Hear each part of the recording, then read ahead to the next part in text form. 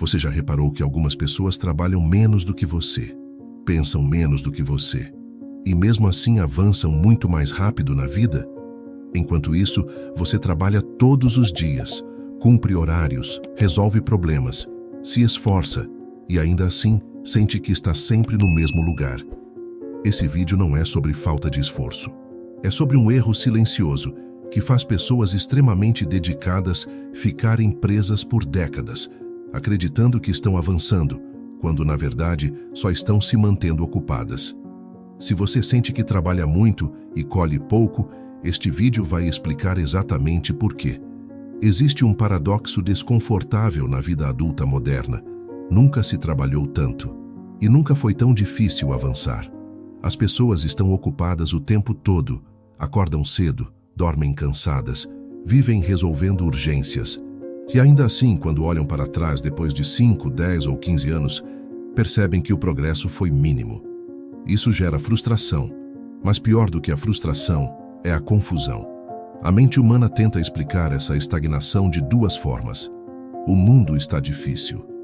As oportunidades acabaram. Essas explicações são confortáveis, mas raramente verdadeiras. A realidade é mais incômoda.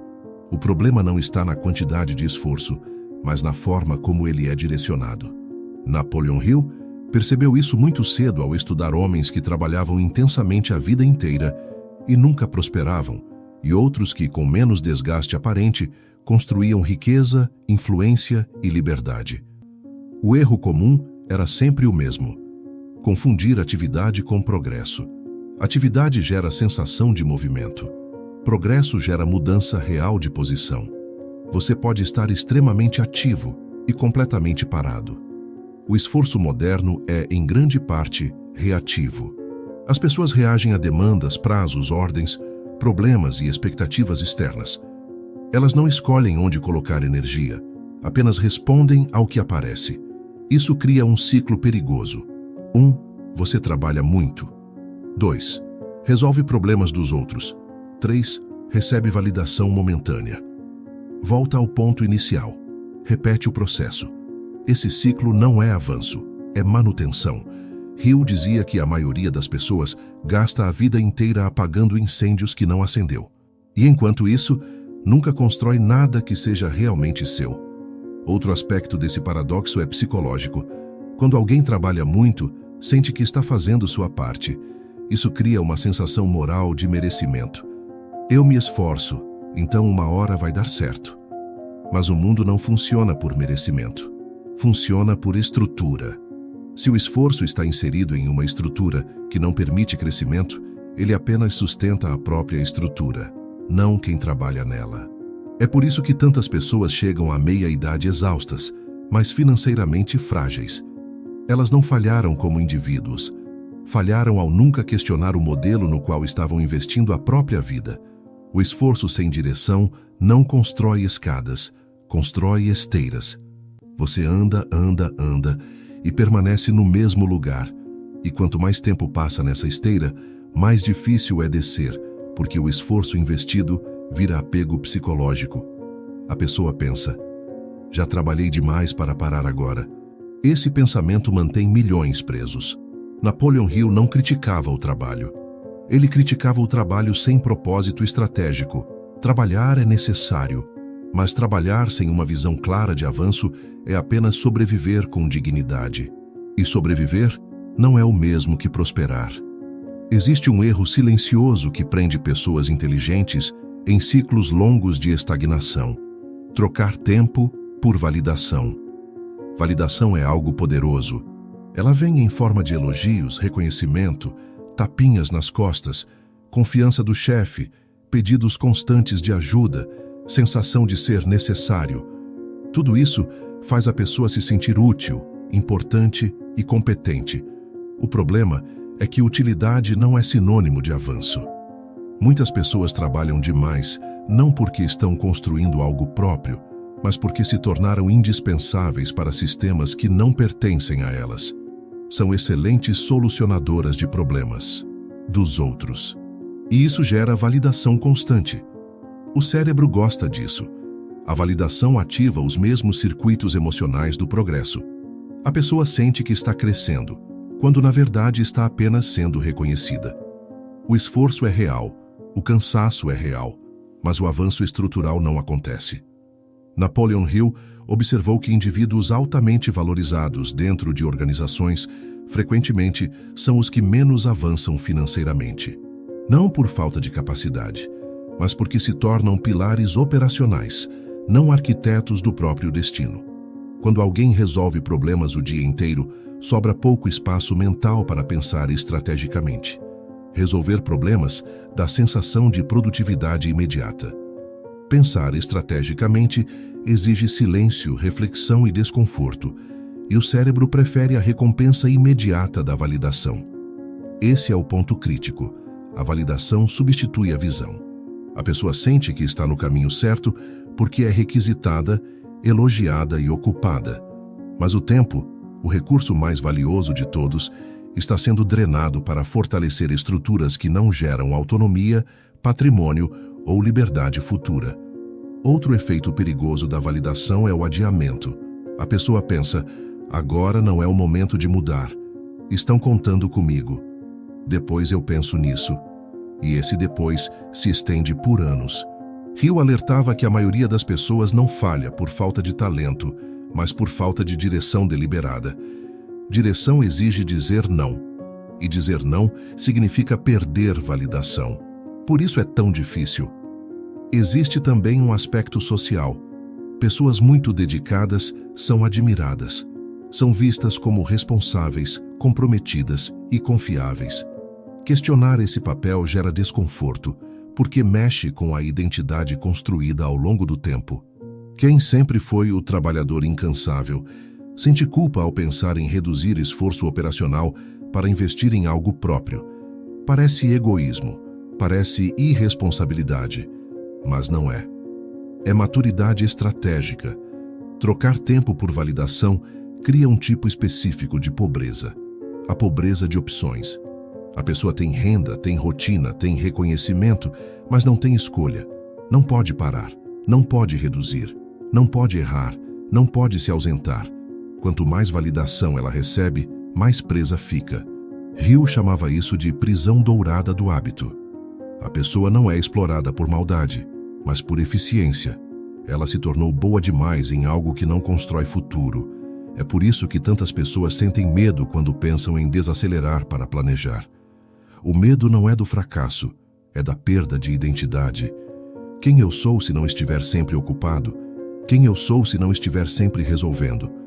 Mas o avanço verdadeiro exige uma troca. Menos validação agora, mais liberdade depois. Quem prospera aprende cedo que reconhecimento não paga dividendos. Tempo bem alocado, sim. A pergunta que muda tudo não é, estou trabalhando duro? É, esse trabalho constrói algo que continuará existindo sem mim? Se a resposta for não, o esforço pode ser honesto, mas não é estratégico. Existe um erro silencioso que prende pessoas inteligentes em ciclos longos de estagnação. Trocar tempo por validação. Validação é algo poderoso. Ela vem em forma de elogios, reconhecimento, tapinhas nas costas, confiança do chefe, pedidos constantes de ajuda, sensação de ser necessário. Tudo isso faz a pessoa se sentir útil, importante e competente. O problema é que utilidade não é sinônimo de avanço. Muitas pessoas trabalham demais não porque estão construindo algo próprio, mas porque se tornaram indispensáveis para sistemas que não pertencem a elas. São excelentes solucionadoras de problemas dos outros. E isso gera validação constante. O cérebro gosta disso. A validação ativa os mesmos circuitos emocionais do progresso. A pessoa sente que está crescendo, quando na verdade está apenas sendo reconhecida. O esforço é real, o cansaço é real, mas o avanço estrutural não acontece. Napoleon Hill observou que indivíduos altamente valorizados dentro de organizações frequentemente são os que menos avançam financeiramente.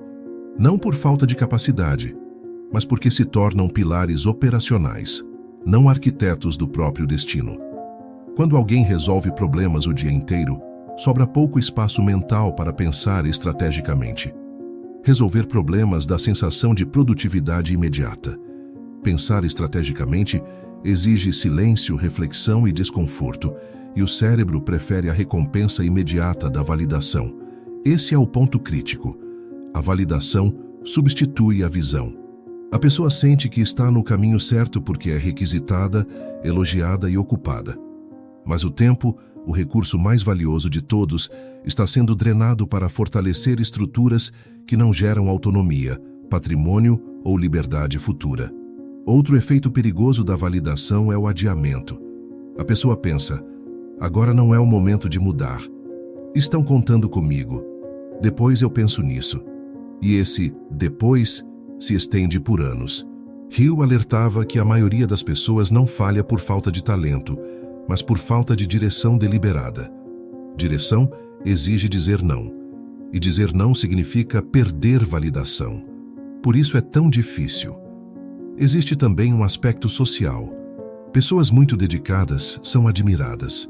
São vistas como responsáveis, comprometidas e confiáveis. Questionar esse papel gera desconforto, porque mexe com a identidade construída ao longo do tempo.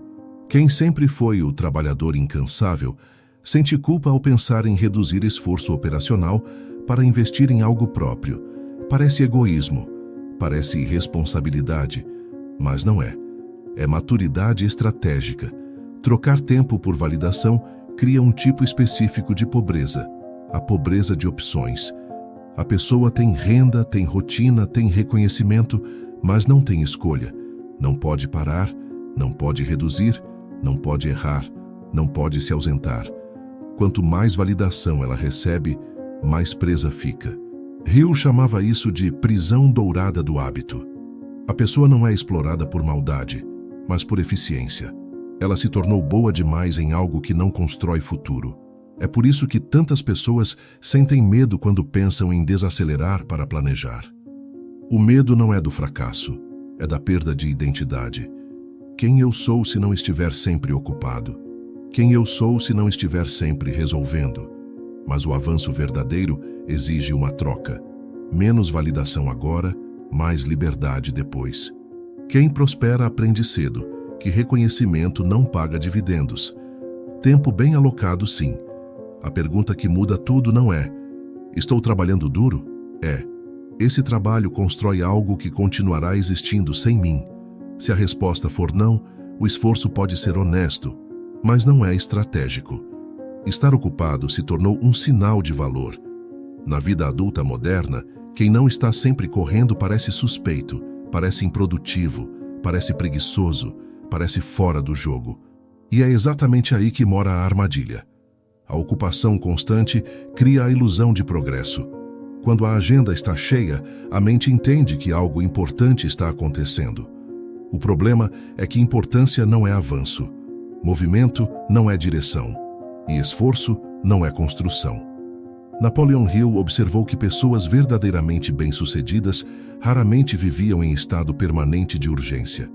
Elas protegiam tempo para pensar, decidir e planejar. Enquanto isso, a maioria se mantinha ocupada demais para perceber que estava presa. O estado de ocupação contínua funciona como um anestésico mental. Ele impede perguntas desconfortáveis. Enquanto você está ocupado, não precisa se perguntar se está no caminho certo. Não precisa confrontar escolhas passadas. Não precisa revisar estratégias. Basta continuar fazendo. É por isso que estar ocupado se torna viciante. Não pelo trabalho em si, mas pelo alívio psicológico que ele oferece. Outro ponto crítico é que a ocupação é socialmente recompensada. Pessoas ocupadas são vistas como responsáveis, comprometidas e úteis. O ambiente profissional reforça isso constantemente. Quanto mais você faz, mais pedidos recebe. Quanto mais pedidos recebe, mais indispensável se torna. E quanto mais indispensável, menos substituível. E, paradoxalmente, menos livre. A armadilha se fecha quando a pessoa confunde indispensabilidade com progresso. Ela pensa: se eu parar, tudo para. Isso parece poder, mas é dependência. Hill dizia que ninguém constrói riqueza sendo indispensável operacionalmente. Riqueza surge quando você constrói sistemas que funcionam sem você. Mas isso exige sair do modo execução constante e entrar no modo estrutura. E aqui está o ponto que quase ninguém aceita. Estar ocupado não exige coragem. Pensar exige. Pensar exige admitir que talvez o caminho atual não leve a lugar nenhum. Exige aceitar que anos de esforço podem ter sido mal direcionados. Exige encarar o fato de que continuar ocupado é mais confortável do que mudar. A ocupação também rouba o futuro de forma silenciosa. Cada dia ocupado demais para aprender algo novo, desenvolver uma habilidade estratégica ou construir um ativo é um dia que não volta.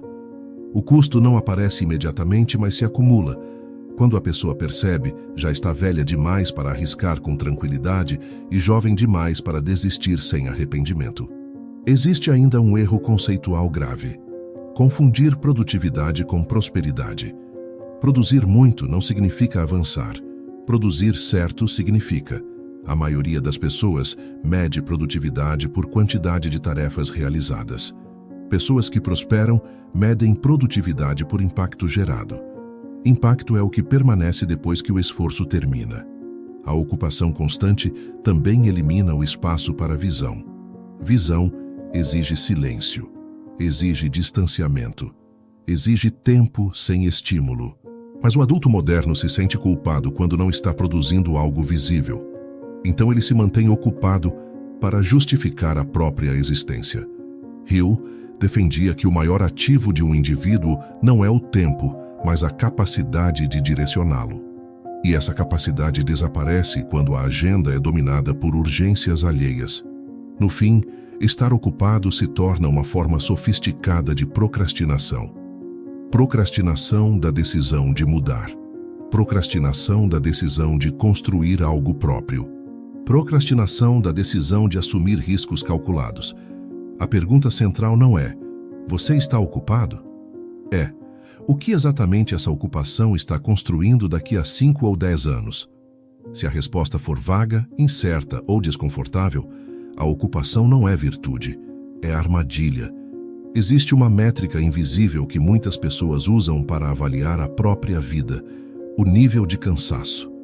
Quanto mais cansadas estão, mais sentem que avançaram. Quanto mais exaustas chegam ao fim do dia, mais acreditam que fizeram o que precisava ser feito. Esse critério é profundamente enganoso. Cansaço mede gasto de energia, não ganho de posição. Ele revela esforço, não resultado. E quando alguém passa a usar o próprio esgotamento como prova de progresso, entra em um ciclo perigoso. Quanto menos avança, mais se esforça. Quanto mais se esforça, mais se cansa. Quanto mais se cansa, mais acredita que está no caminho certo. Napoleon Hill percebeu que muitas pessoas se orgulham do próprio desgaste, porque ele oferece um tipo de validação moral. Estar cansado significa que você tentou. Significa que você não foi negligente. Significa que você deu o seu melhor. O problema é que o mundo econômico não recompensa a intenção. Recompensa a estrutura. A confusão começa quando o esforço vira identidade.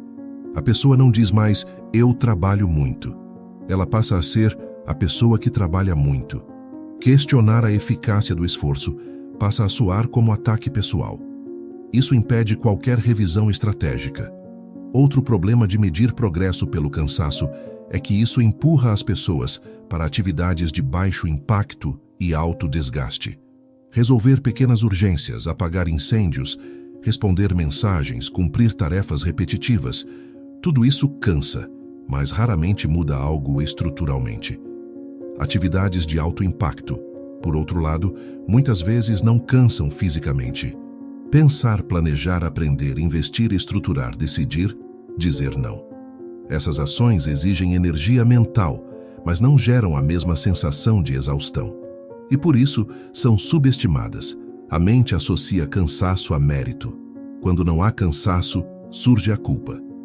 A pessoa sente que não trabalhou de verdade. Então ela preenche o tempo com tarefas que geram fadiga, mas não progresso.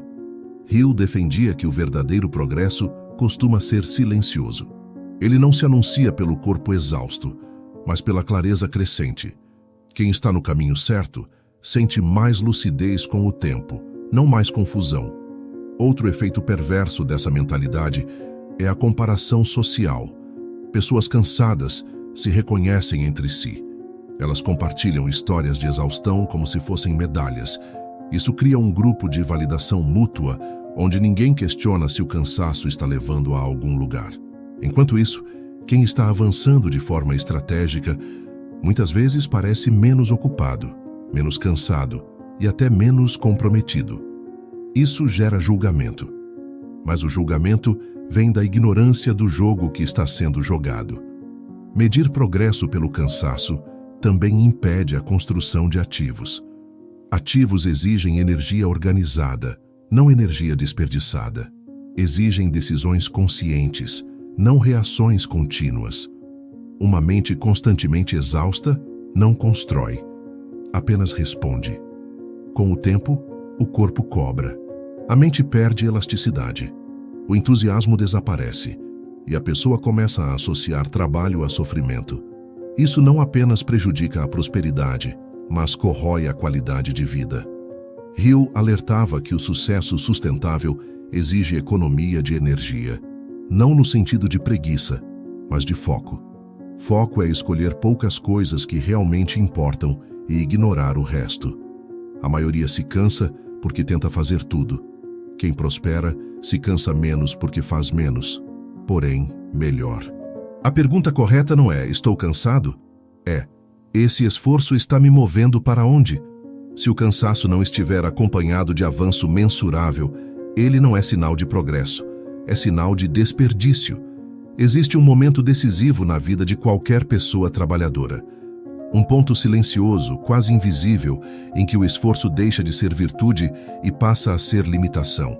Esse ponto raramente é reconhecido, porque não vem acompanhado de sinais claros. Ele não anuncia sua chegada. Ele apenas se instala. Esse é o momento em que continuar fazendo mais do mesmo deixa de gerar retorno proporcional. Napoleon Hill observou que quase todos os indivíduos bem-sucedidos passaram por essa transição consciente. Em algum momento, eles pararam de perguntar: "Como posso trabalhar mais?" E começaram a perguntar: "Como posso fazer isso funcionar sem depender tanto de mim?" Essa pergunta muda tudo. O erro mais comum das pessoas que trabalham duro é não perceber que esforço é uma fase, não um destino. O esforço inicial é necessário para gerar aprendizado, renda básica, experiência e capital inicial. Mas se o esforço não evolui para a estratégia, ele se torna um teto invisível. O problema é que a maioria ultrapassa esse ponto sem perceber. Continua trabalhando como se ainda estivesse no início, mesmo quando já deveria estar reorganizando o jogo. Isso acontece porque o esforço é confortável. Ele é conhecido. Ele não exige decisões difíceis. Ele não exige ruptura. Estratégia exige parar. Exige olhar de fora. Exige admitir que nem tudo o que você faz precisa continuar sendo feito. Exige cortar, reduzir, delegar, eliminar. E isso assusta. Hill dizia que o maior inimigo do sucesso não é o fracasso, é o hábito. O hábito de trabalhar duro pode ser tão destrutivo quanto o hábito da preguiça, quando não é questionado no momento certo. Existe uma diferença fundamental entre esforço produtivo e esforço estéril. Esforço produtivo constrói algo que permanece. Esforço estéril apenas mantém o que já existe. No início da vida profissional, quase todo esforço é produtivo, porque tudo é aprendizado. Mas com o tempo a curva muda. O aprendizado desacelera, a renda estabiliza, o crescimento para. Se a estratégia não muda, o resultado também não muda. É aqui que muitas pessoas entram em negação. Elas sentem que algo está errado, mas dobram a aposta no esforço, trabalham mais horas, assumem mais responsabilidades, se tornam ainda mais ocupadas e ficam ainda mais presas. O ponto de virada exige uma pergunta brutalmente honesta. Se eu continuar exatamente assim pelos próximos 10 anos, onde isso me leva? Se a resposta for desconfortável, ignorá-la não resolve. Pelo contrário, transforma o desconforto em arrependimento futuro. Estratégia não significa parar de trabalhar. Significa mudar o papel do trabalho. O trabalho deixa de ser apenas execução e passa a ser ferramenta. Ferramenta para aprender, construir, investir e estruturar. Hill observava que pessoas que prosperavam cedo aprendiam a usar o esforço como alavanca, não como muleta. Elas sabiam quando empurrar e quando parar para redesenhar o sistema. Outro ponto essencial: estratégia exige foco em poucas coisas certas. A maioria se perde tentando melhorar tudo ao mesmo tempo. Quem avança, escolhe uma ou duas alavancas e ignora o resto. Isso parece irresponsável para quem está preso ao esforço constante. Mas é exatamente isso que gera avanço real. O esforço sem estratégia cria cansaço. A estratégia transforma esforço em resultado. E esse é o divisor silencioso entre quem passa a vida trabalhando e quem constrói algo que trabalha por ele. Se a transição do esforço para a estratégia é tão decisiva, por que tão poucas pessoas conseguem fazê-la? A resposta não está na falta de inteligência, nem na falta de oportunidade. Está em bloqueios mentais profundos, silenciosos e socialmente reforçados. O primeiro bloqueio é o medo de perder identidade. Quando alguém passa anos sendo reconhecido como trabalhador, dedicado, confiável e incansável, esse papel se torna parte do quem eu sou. A ideia de reduzir esforço operacional para pensar estrategicamente soa quase como traição a si mesmo. A pessoa sente que está abandonando aquilo que a definiu por toda a vida. Ela não tem medo de falhar.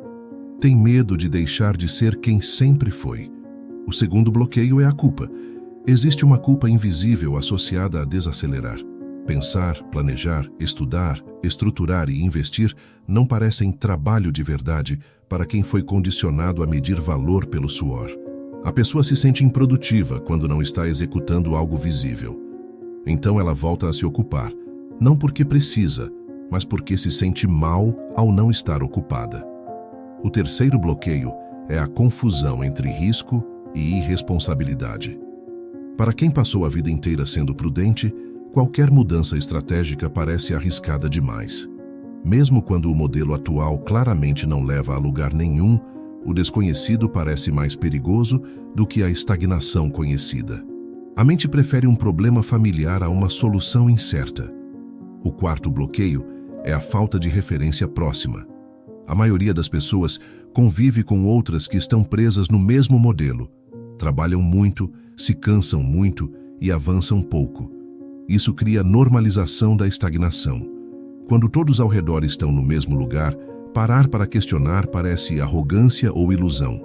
Sem referência de quem fez a transição, a mudança parece abstrata demais para ser real. O quinto bloqueio é o apego ao esforço passado. Esse é talvez o mais cruel. A pessoa pensa: já investi anos da minha vida nisso. Já sacrifiquei demais para mudar agora. Esse raciocínio prende milhões de pessoas em caminhos ruins apenas porque já caminharam demais neles. Economistas chamam isso de custo afundado. Hill chamava de prisão mental do passado. O sexto bloqueio é a ausência de um modelo claro. Muitas pessoas sentem que precisam mudar, mas não sabem como. Elas sabem o que não querem mais, mas não conseguem visualizar o próximo passo. Sem clareza, a mente prefere permanecer no conhecido e então volta para o esforço. Por fim, existe um bloqueio ainda mais profundo: o medo da responsabilidade total. Enquanto alguém está apenas trabalhando duro, pode culpar o sistema, o mercado, a empresa, a economia. Quando alguém passa a agir estrategicamente, assume autoria. E a autoria é pesada. Significa que os resultados, bons ou ruins, passam a ser consequência direta das próprias decisões. Nem todo mundo está pronto para isso. É por isso que a maioria permanece no esforço eterno. Não por incapacidade, mas por condicionamento. Não por falta de potencial, mas por excesso de medo bem disfarçado. A transição não exige coragem explosiva, exige coragem silenciosa, a coragem de parar, pensar, mudar e sustentar decisões impopulares por tempo suficiente para que os resultados apareçam. E isso, para a maioria, é mais difícil do que trabalhar duro para sempre. Avançar de verdade não exige uma revolução externa, exige uma reorganização interna. A maioria das pessoas tenta mudar resultados sem mudar estrutura. Troca de emprego, troca de cidade, troca de rotina, mas mantém o mesmo modelo mental. E por isso, os resultados se repetem. A reorganização começa com uma mudança simples, porém desconfortável. Parar de usar o tempo apenas para produzir e começar a usá-lo para construir. Produzir é cumprir tarefas. Construir é criar algo que continua existindo sem você. Essa distinção precisa se tornar clara, porque tudo que vem depois depende dela. O primeiro movimento dessa reorganização é redefinir o papel do trabalho. O trabalho não deve ser visto como destino, mas como ferramenta. Ele serve para gerar 3 coisas: renda base, aprendizado estratégico e capital inicial. Se ele não está cumprindo pelo menos 2 dessas funções, algo está errado. Pessoas que avançam fazem uma pergunta simples ao final do dia: isso que eu fiz hoje constrói algo que me aproxima de autonomia? Se a resposta for sempre não, o esforço está mal alocado. O segundo movimento é reduzir o volume de decisões irrelevantes. A maioria das pessoas gasta energia demais decidindo coisas que não importam. Pequenas urgências, conflitos desnecessários, compromissos vazios. Isso drena foco e cria fadiga mental, impedindo decisões grandes. Napoleon Hill defendia que clareza nasce da simplicidade. Quanto menos ruído, mais visão. Avançar exige espaço mental, e espaço mental exige eliminar o que não contribui.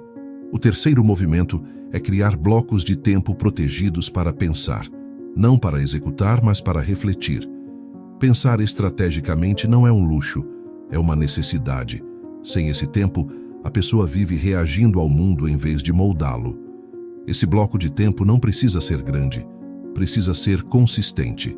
30 minutos semanais bem usados valem mais do que horas diárias mal direcionadas. O quarto movimento é aprender a dizer não sem culpa. Todo sim mal dado rouba a energia de um sim importante. A classe média diz sim para tudo e depois reclama de cansaço. Quem avança escolhe com cuidado onde coloca a energia. Dizer não não é egoísmo, é responsabilidade estratégica. O quinto movimento é transformar renda em alavanca, não em conforto. Quando a renda aumenta, o impulso natural é melhorar o estilo de vida. Mas quem avança resiste a esse impulso por tempo suficiente para transformar renda em ativos, conhecimento ou estrutura.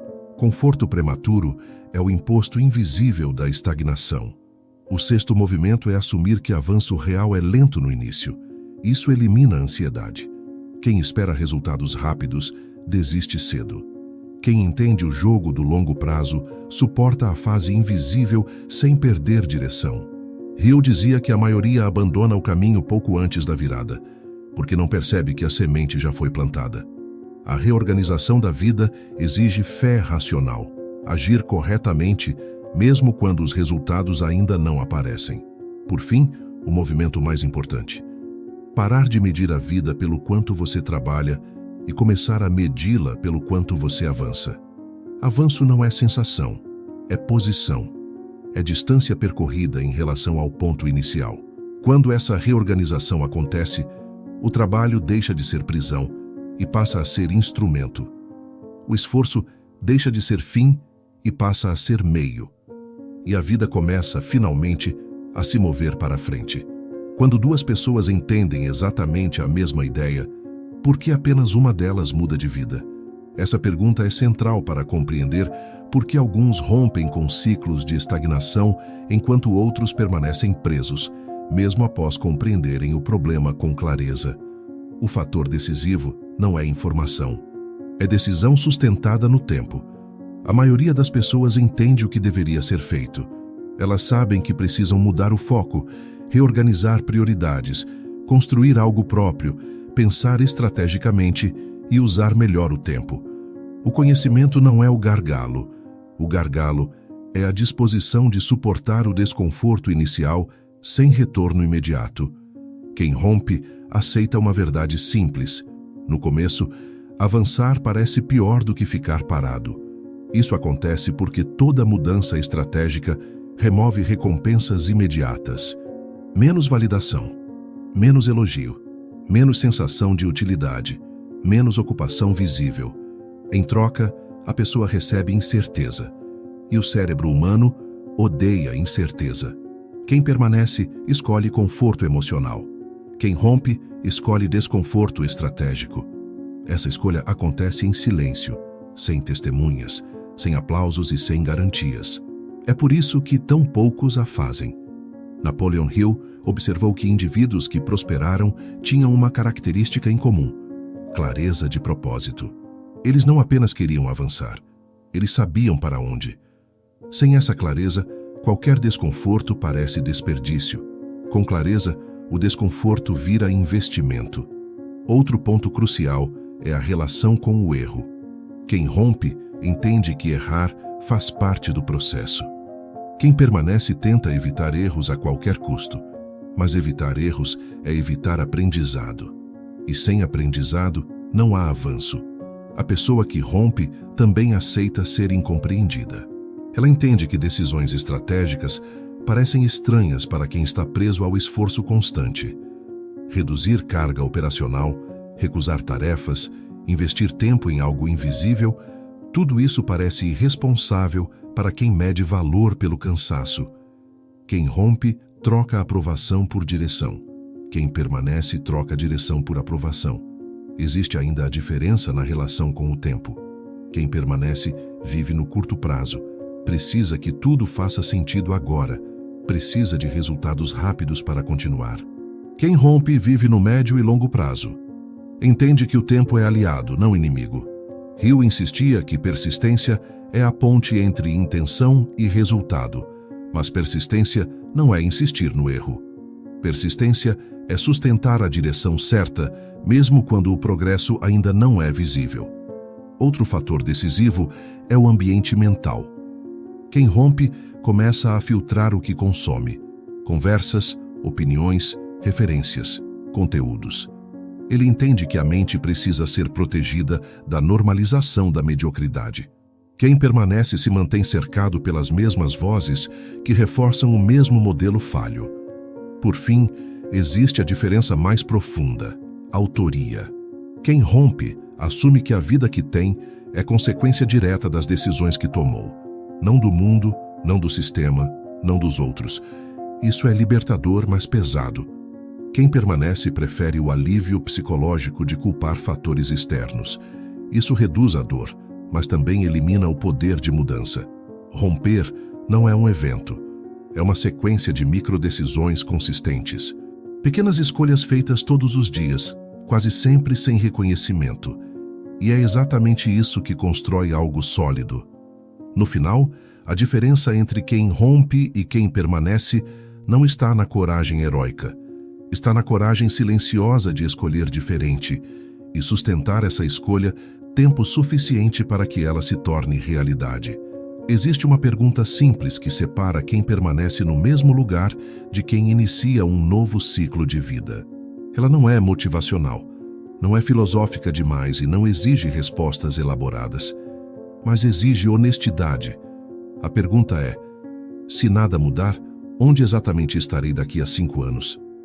Poucas pessoas gostam de respondê-la, porque a resposta costuma ser clara e desconfortável. A maioria já sabe para onde o caminho atual leva. O problema não é ignorância, é resistência. Napoleon Hill dizia que o maior erro do ser humano é drift, o ato de deixar a vida seguir sem direção deliberada. Quando alguém entra em drift, trabalha, produz, se esforça, mas não decide. E quando não decide, aceita o destino padrão. Essa pergunta quebra o drift. Ela força a mente a sair do modo automático e entrar no modo autor. Porque se o caminho atual não leva a um lugar desejável, continuar nele deixa de ser prudência e passa a ser negligência consigo mesmo. A maioria evita essa pergunta porque ela gera responsabilidade imediata. Uma vez que você enxerga o futuro provável, não pode mais fingir surpresa quando ele chegar. A lucidez remove a inocência, e a inocência, embora confortável, é cara demais. Responder essa pergunta não exige mudança imediata, exige clareza.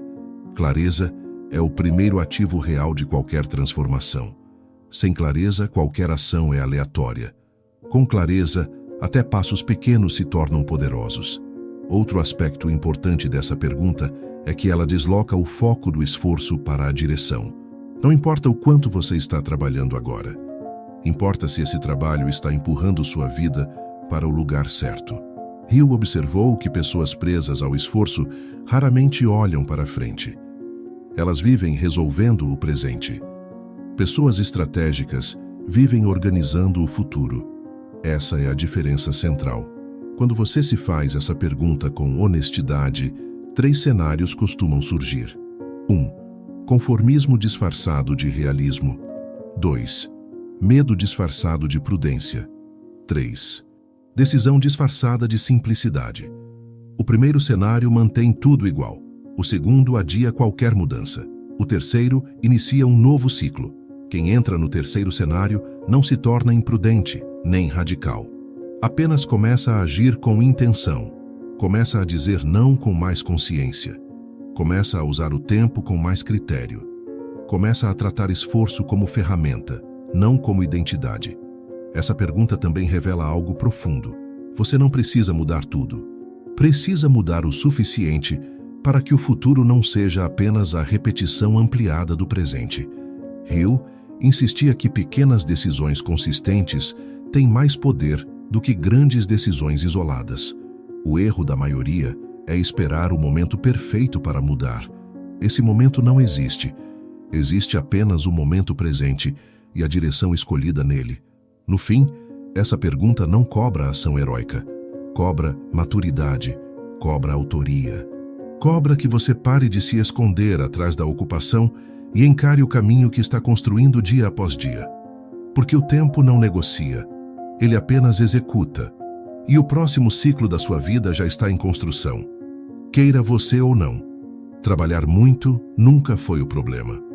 O problema sempre foi trabalhar muito sem direção. Ao longo deste vídeo, você viu que o esforço pode virar prisão, a ocupação pode virar anestesia, a validação pode substituir o progresso e o cansaço pode se disfarçar de avanço. Nada disso acontece por falta de caráter ou inteligência. Acontece por falta de estrutura mental adequada ao jogo que estamos jogando. Napoleon Hill não escreveu para motivar pessoas cansadas. Ele escreveu para despertar adultos adormecidos. Adultos que estavam ocupados demais para perceber que estavam vivendo versões menores de si mesmos. A vida não exige que você se sacrifique indefinidamente.